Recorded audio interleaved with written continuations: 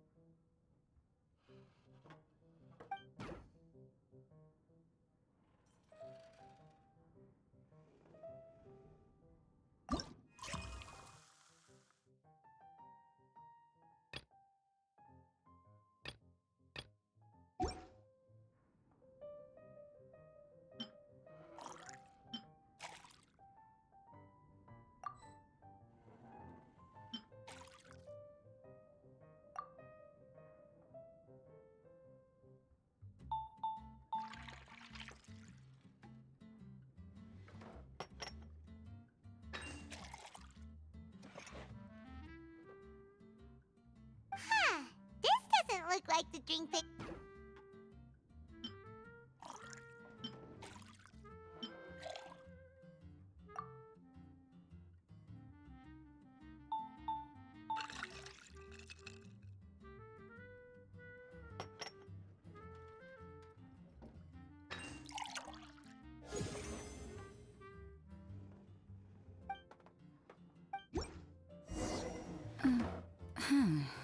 What is it, Rosaria?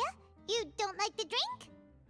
No, the drink you made me is fine. It's just that I rarely ever drink tea.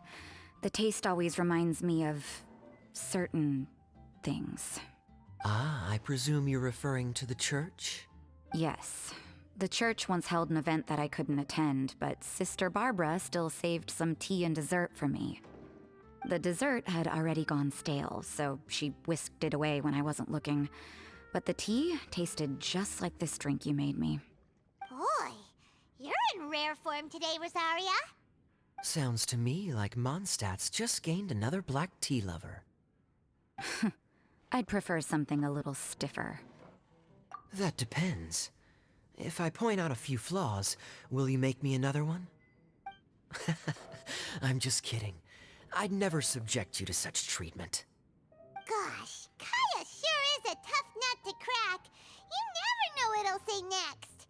How can you stand to drink with this guy, Rosaria? I don't really care what's going through his mind as long as we only talk about drinks.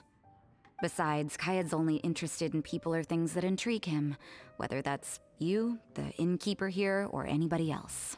Hey, how could you divulge so much about your dear old drinking buddy, You think I'm saying too much?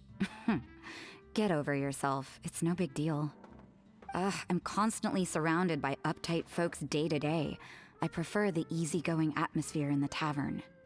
Oh, are we gossiping about people who take themselves too seriously now? Speaking of which, I know someone who could easily place in the top 3 most serious people in Mondstadt. As to their level of seriousness, well, let me put it this way. They probably wouldn't even flinch if I said that to their face. Are there really rankings for people like that? Of course.